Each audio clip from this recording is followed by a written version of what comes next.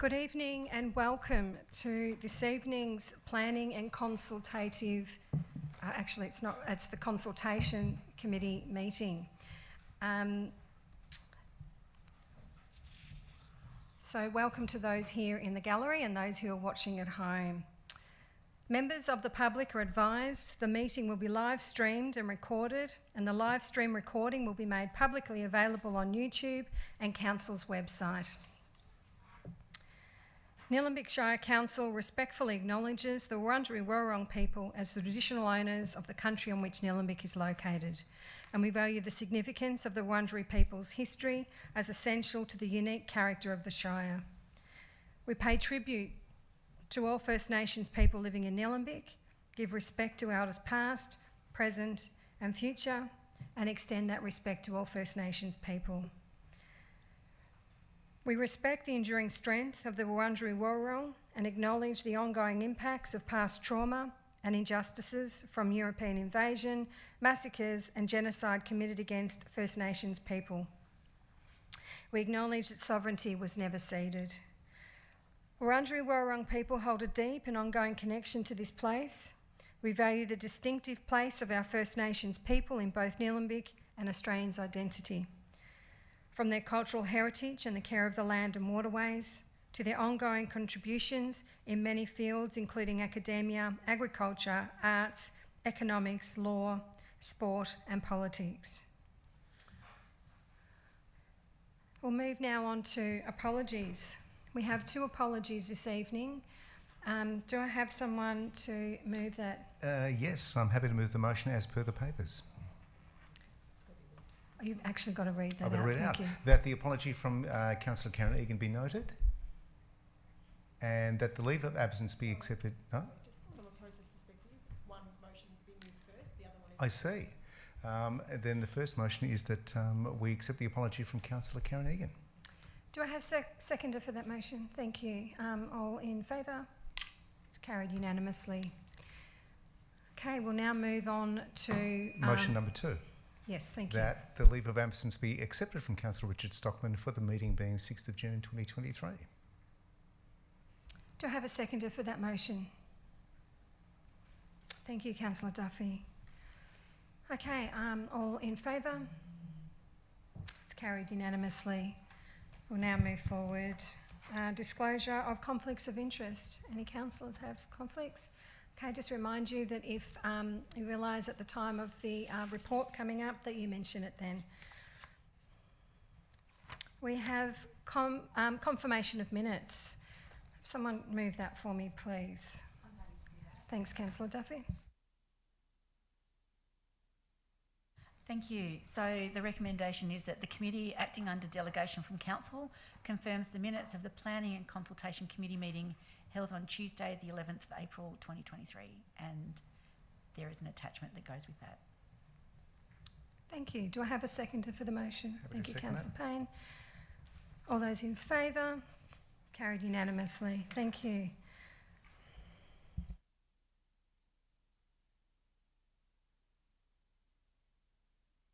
We now move to our first report for the evening, which is the review of the governance rule, meeting procedures, hearing of submissions. So we'll first go to our speakers tonight, and we have Michael Dove. Please come forward to speak on this item, and you have 3 minutes. Thank you.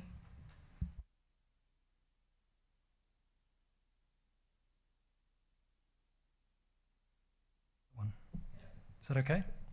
Perfect. Thanks for the opportunity to speak. My particular focus relates to the proposal that currently stands to retain the use of a prayer in the agenda. I should preface my statement by saying that I'm not anti-religious, and as a person brought up and educated as a Catholic, I recognise the important role that religion plays in the lives of many people. I should also apologise for the length of my written submission, which largely comprises transcripts from several news articles which were relevant at the time and are relevant now when I put the written submission together. It also reflects, I think, the balance of opinion in the wider community. These news articles raise questions about legality of including the prayer.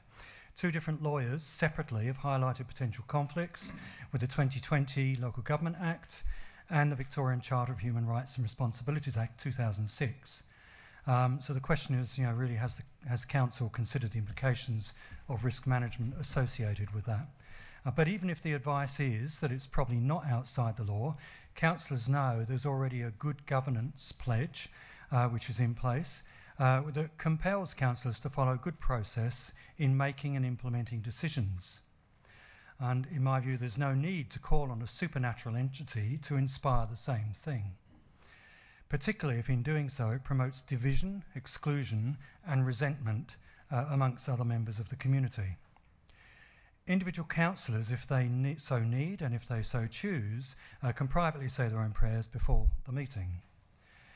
2021 census data is crystal clear. 50.1% of Nillumbik's population chose no religion or a non-religious response in response to the census question.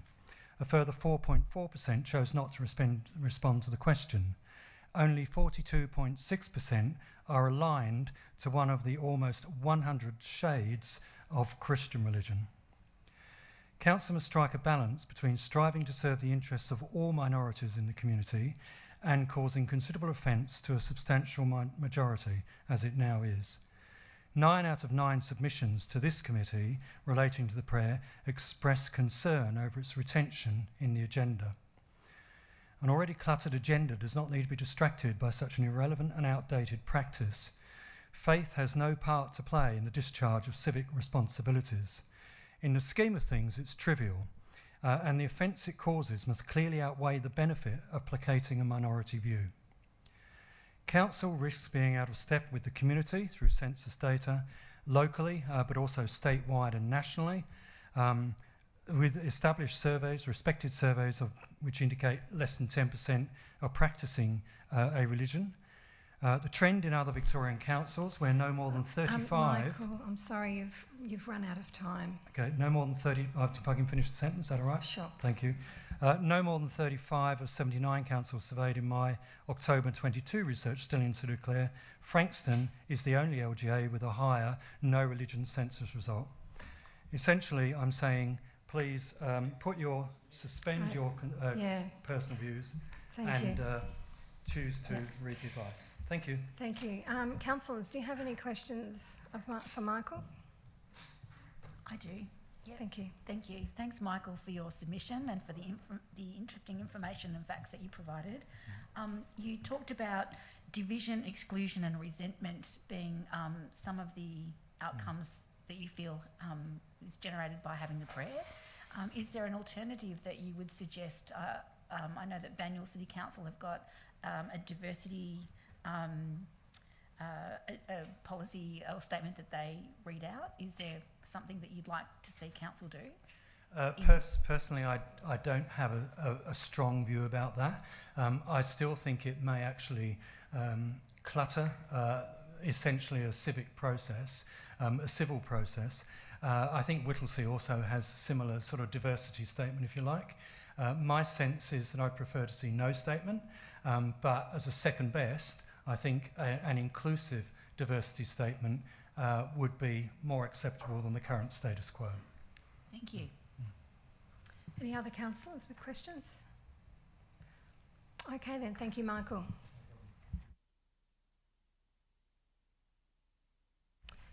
We now have Jim Connor. You have 3 minutes also. Oh.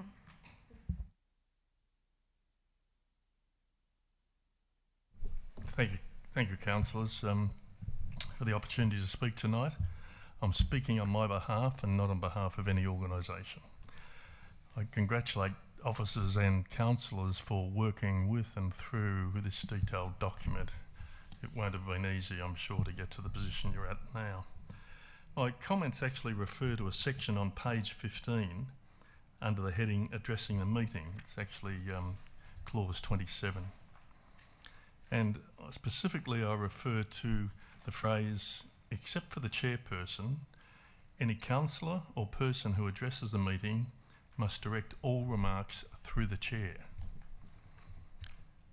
This wording is similar to what has been used in previous meeting procedure rules. While this may appear to be a minor point, I believe it is one that has concerned me across many councils. When some councillors have directly addressed members of the gallery during a council meeting, it can be seen as a natural response to engage with the person or persons in the gallery interested in the matter being discussed. However, when this occurs, I consider it undermines the position and responsibility of the role of chairperson, as well as not fully respecting that role. It also could appear to be indirectly involve a member or members of the gallery in discussions which should be solely between councillors and officers. Some gallery members who may never have previously been to a council meeting could mistakenly, but perhaps understandably, imagine that they can be directly involved in the process of discussions and deliberations by or with councillors. It could also create a situation where some gallery members believe there to be inconsistent treatment and consideration of one item or individual compared to another item or individual. I had the experience only in the last 12 months leaving this chamber one night when I heard one member, and I just overheard one person say, "Why did they speak to them and not to me?" And I think that is the crux of the problem, that it's important that the process of council be held within this space. Thank you very much. Thank you, Jim. Would anyone via the chair like to ask Jim a question? Thank you, Councillor Payne. Through the chair. I'm getting some feedback. I'm not going to live this down, am I?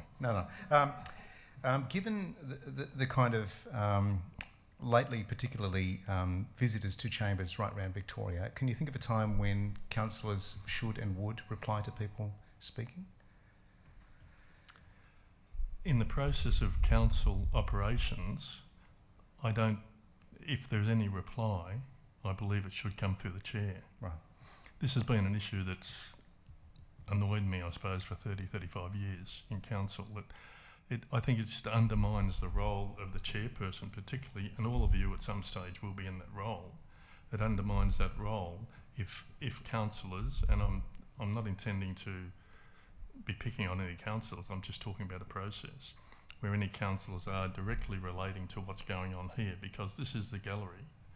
It's less of a gallery now because of the virtual situation, but it is the gallery, and in my training and experience, it is separate from the process of council, other than in this formal consultation phase, which you do have effectively. Just my thoughts. Anyone else like to ask a question? Thank you, Councillor Duffy. Thanks, Jim. I'm trying to understand what you were meaning. I'm wondering if you can give an example of what you have. Yeah, I didn't quite get the example, so Okay. I'm trying to work out, is it when councillors are speaking to a topic that there are times that you think councillors are getting too familiar with people who've made submissions, or I'm just hoping you can give me some clarification. That's part of it, councillor, where an issue is being discussed, and from my understanding, the council is the person, is the organisation or the process to have that discussion. Including members of the gallery in that discussion automatically isolates the other party, the other side of that discussion, if you're not effectively including everyone in that discussion. And really the role of councillors is to consider the issue, in my opinion, look at the reports that have come from the councillors, from the officers, and then make that decision. And it's, in my mind, it's not a time when further discussion should be occurring between a councillor and a member of the gallery at that time. If that is to happen, there are due processes where that can happen prior to it coming into this arrangement. Just to clarify, are you considering that the ordinary council meetings are different to these planning and consultation committee meetings? They are different in process because in the PCC meeting, you've got the opportunity, a member of the community has the opportunity to discuss and present to the councillors, as I'm doing tonight and is happening tonight. But even then, once this process, this 3 minutes is over, I personally don't believe there should be any discussion between councillors and those in the gallery or those that have presented. And it just struck me recently when I heard that person say, why are they speaking to them and not to us? As if they'd been isolated by that intercourse, that they were actually excluded. So even from a process of equitable inclusion, there is a risk of running opposite that if that happens, if the gallery is included. I mean, I'm including myself. Would be the most regular person attending the gallery, and I know in previous councils it's probably been worse than in this council. And I'm not intending to, highlight any particular councillor because everyone probably has done it at some stage. But perhaps I'm being too pedantic, but that's my position. Thank you. Even me, Jim? Pardon? Even me? What, being pedantic? No. Talking to the gallery.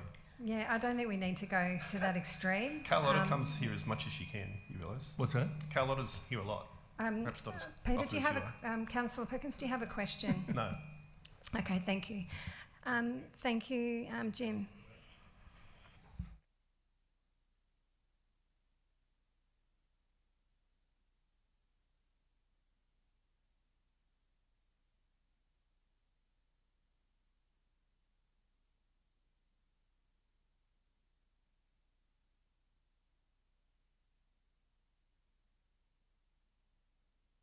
Okay.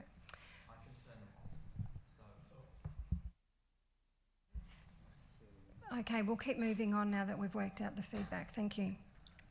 All right, we have one more speaker on the governance topic, and that is Henry Hasler. You also have 3 minutes. Thank you.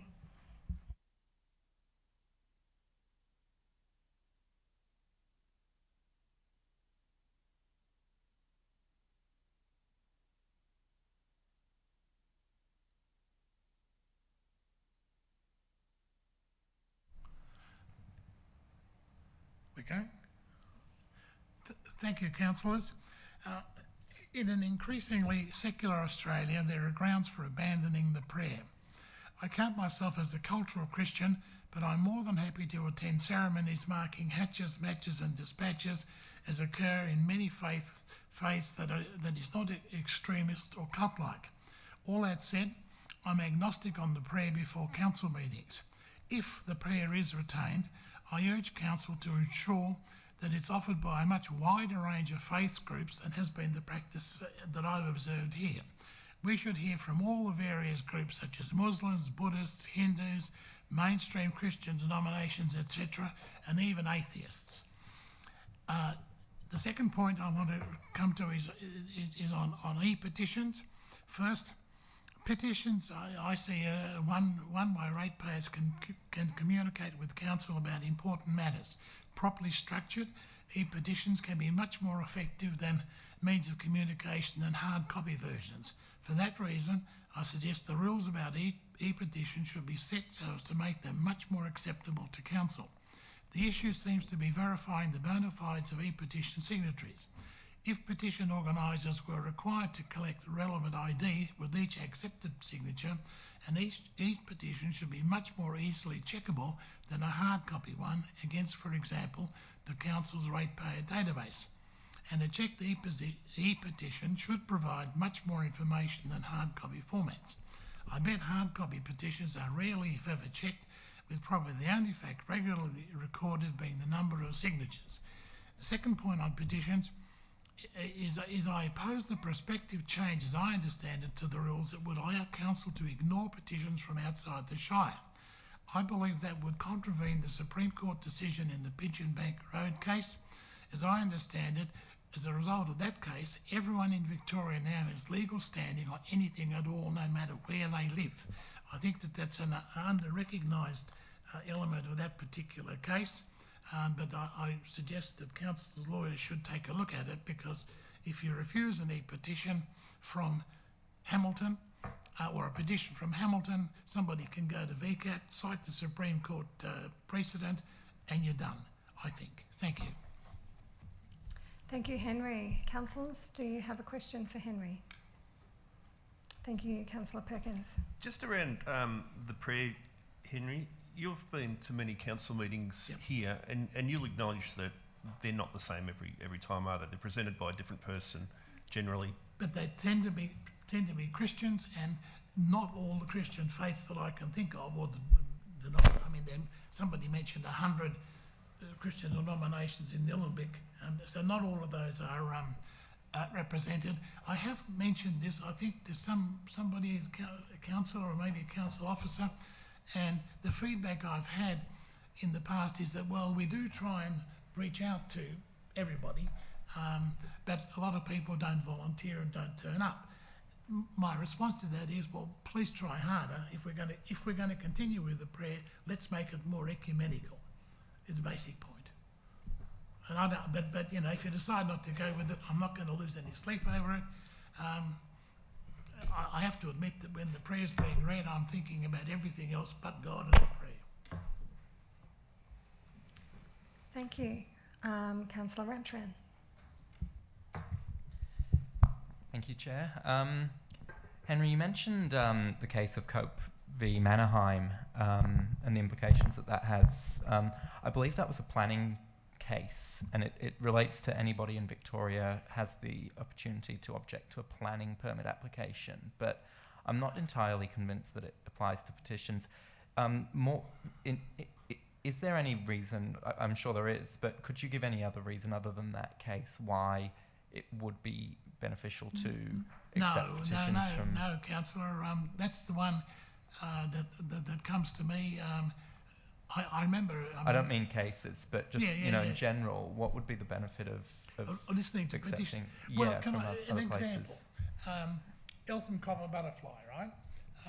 It could be that somebody in Hamilton, for instance, decides that they really love the Eltham copper butterfly, put up a petition that basically asks council to do a lot more work about cleaning up the weeds and so on in the habitat so the butterfly gets a good chance. Now, that's a petition that I think would be of interest. If I was sitting in your position, it would be an interest to me, and I would find it a marvellous thing. If Vince is still the CFO, then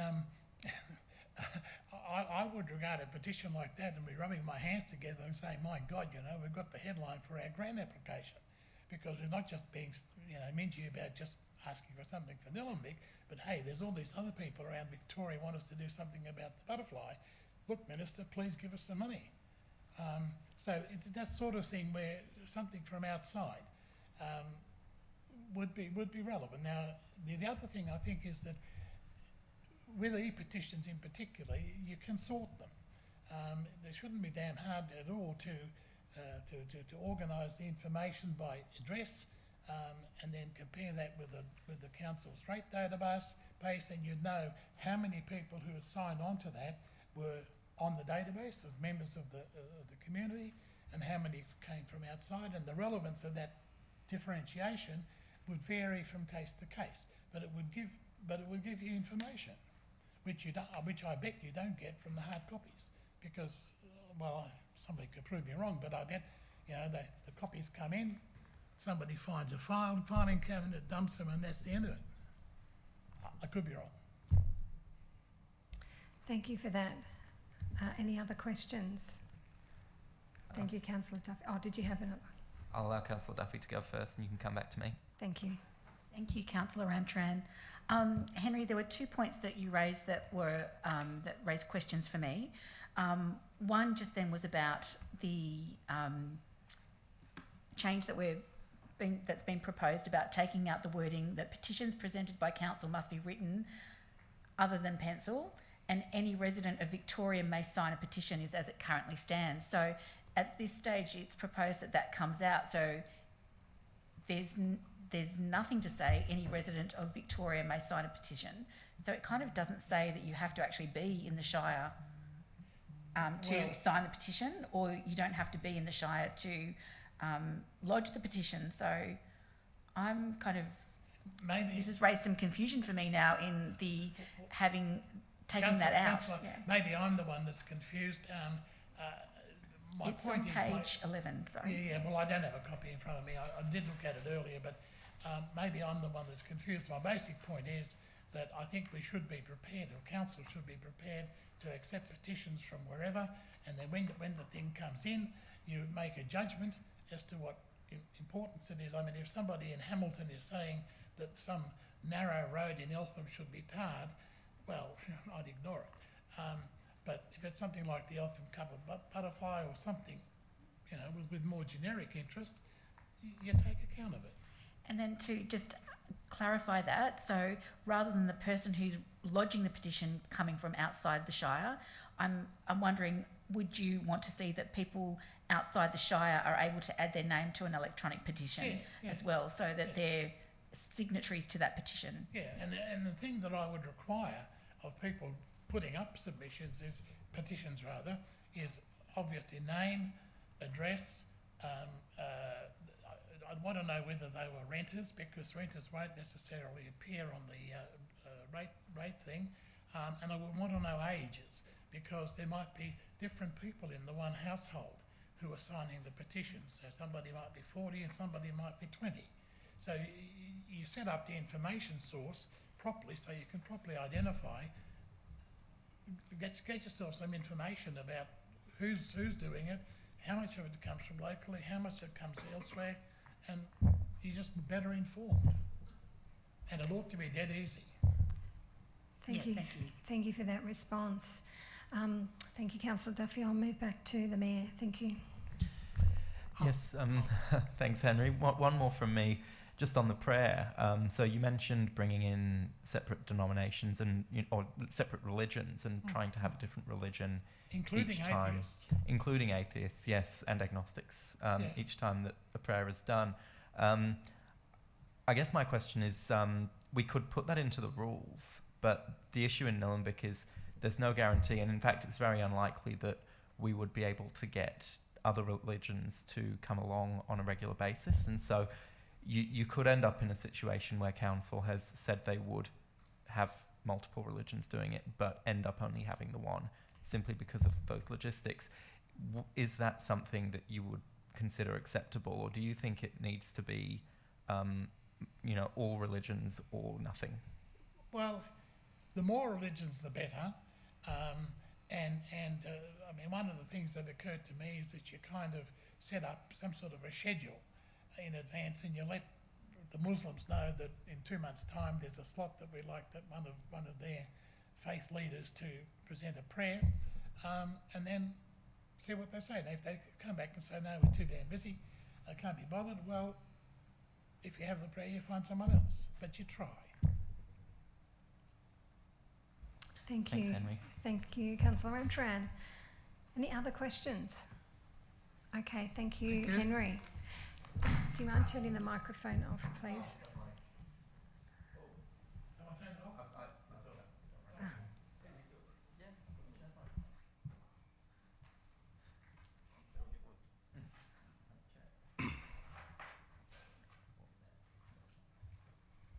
I will now ask for a mover for the motion. Happy to move the motion, Chair. Thank you. That the committee, acting under delegation from Council 1, acknowledges and notes the 10 submissions from members of the community who provided feedback on the draft governance rule, meeting procedures, attachments 2 and 3. 2, considers the feedback contained in the submissions during the finalisation of the governance rule in meeting procedures. 3, considers the presentations made to the committee during the finalisation of the governance rule, meeting procedures. 4, receives a report at the 27 June 2023 Council meeting to consider endorsing the governance rule, meeting procedures. And 5, resolves the confidential unredacted copy of the written submissions to the draft general local law as per attachment 3 remain confidential on the grounds specified in the definition of confidential information in section 3(1)(f) of the Local Government Act 2020.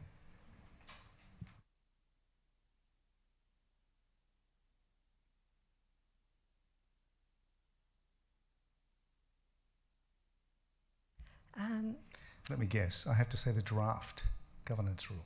Correct, thank you. Do I go back and re-record the whole thing? I think maybe you could just acknowledge item 5 with the changes. Item 5 resolves the confidential, unredacted copy of the written submissions to the draft general local law as per attachment 3, which will remain confidential on the grounds specified in the definition of confidential information. 3(1)(f) for the Local Government Act 2020. I'm happy to do this. I can do as many versions as you like. Huh? I read it wrong again. The draft general local law, attachment 3. Through the chair. What did I get wrong? Unredacted. It resolves the confidential, unredacted copy. Is this a spelling test? Okay. Resolves the confidential, unredacted copy of the written submissions to the draft general local law. Through the chair, if I may, there is a typo in the point 5 of the motion. It's meant to read draft governance rules, meeting procedures. So through the chair, I'd seek to have that motion amended to include the words draft governance rules, meeting procedures, to replace the words draft general local law. Right. My apologies, I thought you understood what I was saying. No. Look, I'm happy to reread it again and then you can just slot the words back together. No, if you could just acknowledge. I do acknowledge that there's a typo that we will correct. Thank you. I'll ask for a seconder. Thank you.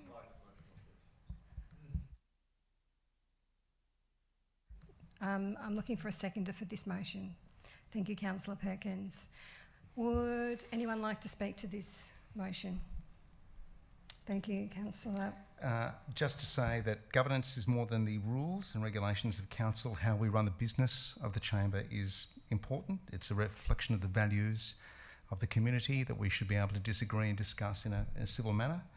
We need to perform this with due respect for the community and for the officers and for each other, but we also need to be relevant and up to date. So I would like to thank the submitters for their suggestions.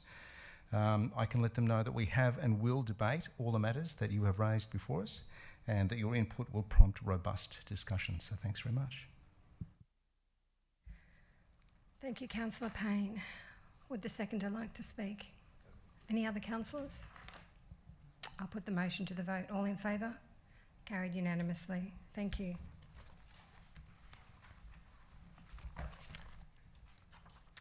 Now move on to the draft neighbourhood character strategy, which is the updated draft proposed phase 3 engagement, which is closing the loop. And we have one speaker for this item. And we have Carlotta Quinlan on behalf of the Eltham Community Action Group. Thank you, Carlotta. You have 3 minutes. Is that on? Yes. Eltham Community Action Group appreciates the commitment and resources that are being expended on the preparation of the Neighbourhood Character Strategy. It's an extremely important document in setting and retaining the character of our urban areas, and one that we need to get right. On a brief look through the officer notes for tonight's meeting and the draft strategy, it's pleasing to see reference to many of the points made by ECAG and other residents, and some changes made. Several points stood out for further discussion in this coming stage, including the continued use of predominantly 1 to 2 stories in every precinct except rural. Predominantly, according to several dictionaries, means mainly, largely, chiefly, mostly, leaving the door open for 3+ stories in Eltham North, South, and in fact virtually everywhere in suburban Nillumbik. While an attempt to clarify muted and earthy tones is a positive move, this could be further improved and benefit from discussion. Both terms need to be used together to explain the colour palette, otherwise we could have a dull blue or dusky pink, or a massive expanse of pale grey on, for example, a double-storey Hamptons weatherboard. Reference in the draft to canopy planting and Indigenous vegetation looks promising. ECAG looks forward to making comment on this next draft and hopes that many of the community will do likewise. Thank you. Thank you, Carlotta. As you are speaking on behalf of ECAG, we can't ask. at this stage we can't ask questions. Thank you so much. I'll now call for a mover for this motion. Thank you, Councillor Ramtran. Yes, thank you. I would like to move that the committee acting under delegation from Council 1 notes the draft Nillumbik Neighbourhood Character Strategy, which is provided as attachment 1. 2 endorses the draft Nillumbik Neighbourhood Character Strategy for Phase 3 engagement through June and July for 5 weeks. And 3 notes that a report is scheduled to be presented to Council's Planning and Consultation Committee meeting in September 2023 that will present feedback to Phase 3 engagement on the draft Nillumbik Neighbourhood Character Strategy. Thank you, Councillor Ramtran. Can I have a seconder for the motion, please? Thank you, Councillor Duffy. I'm happy to do that. Thank you. Thank you. Would you like to speak? Yes, thank you.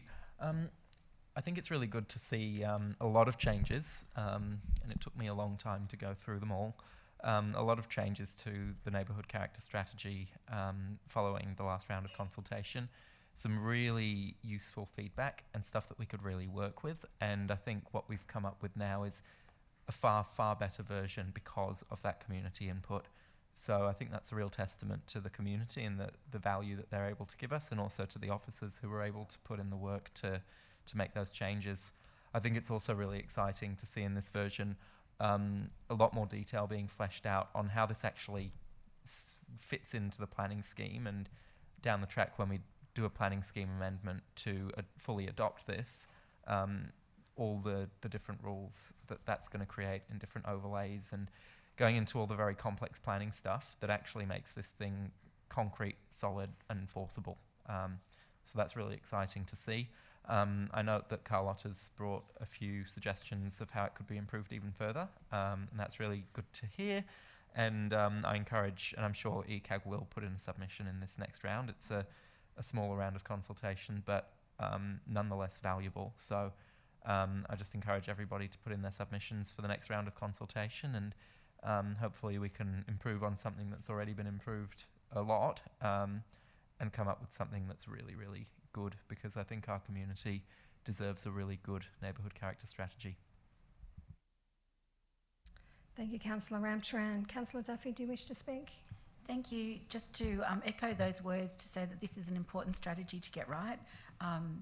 Thank you to the people who have contributed from the community so far, to the officers who've done a lot of work on getting us this far, and for the changes that have been made. Neighbourhood character is something that residents are constantly talking to us about, particularly when it comes to appropriate development, and it's a document like this that helps us to be able to retain and protect the neighbourhood characteristics that people are wanting us to do so. So yeah, again, as the Mayor did, I would encourage people in the community to take the time to provide their final comments to us so that we can have the best neighbourhood character strategy possible at this time. Thank you, Councillor Duffy. Any other councillors wishing to speak? Okay, I'll put the motion to the vote. All in favour? It's carried unanimously.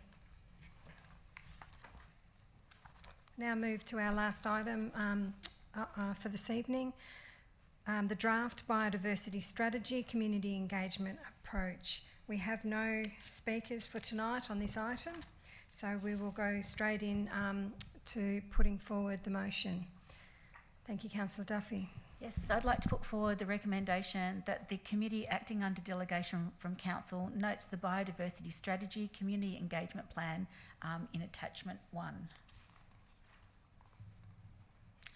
The second part is that that Council endorses the proposed biodiversity strategy stage 1 community engagement period, which is from the 26th of June to the 30th of July 2023, and the process as follows.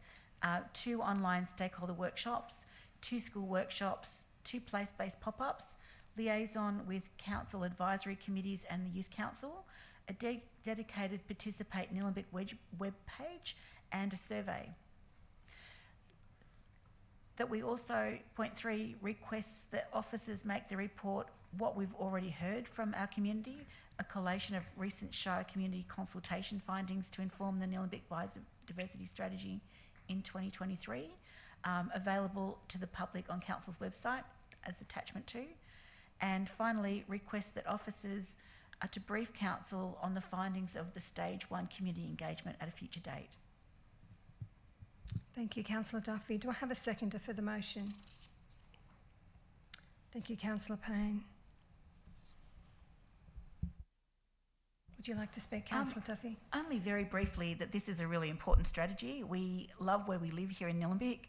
We hear from the community all the time about protecting the wildlife, both fauna and flora, as well as our neighbourhood character. These things all meld in together. I won't go through, there's so much to talk about. I'll leave the community to read through the papers and to really get involved. We're at the early stage of this, and in order to protect our biodiversity into the future, we need to make sure that we take actions to protect that, and that's what this strategy is all about. Thank you, Councillor Duffy. Councillor Payne. Just to reflect what's already been said about the biodiversity strategy, this is about the community in good faith going forward to nominate what we think is important to protect and coming up with a sustainable way of doing it. And they are difficult goals to work towards. But I'm sure we've done it in the past and we can work together in the future. Thank you, Councillor Payne. Thank you, Councillor Ramtran. Yes, look, just briefly, I'm really excited to see this project moving forwards. It's been a long time coming, and I think it's going to help make a real difference in our green wedge and also in our urban areas, because we have rich biodiversity across the whole Shire. And I think that really needs to be protected, and also working to enhance that, because as the Green Wedge Shire, I think we have a responsibility to really contribute to biodiversity within wider Melbourne and also the wider state and the country and the world. It's something that's got a bearing on all of us, and it's really crucial that we do a good job with this one. So I'm looking forward to hearing what the community has to say. Thank you, Councillor Ramtran. Councillor Perkins, no. Okay. I will now put the motion to the vote. All in favour? It's carried unanimously. We have no supplementary or urgent business. There are no confidential reports. Therefore, I will close the meeting at 7:42 p.m.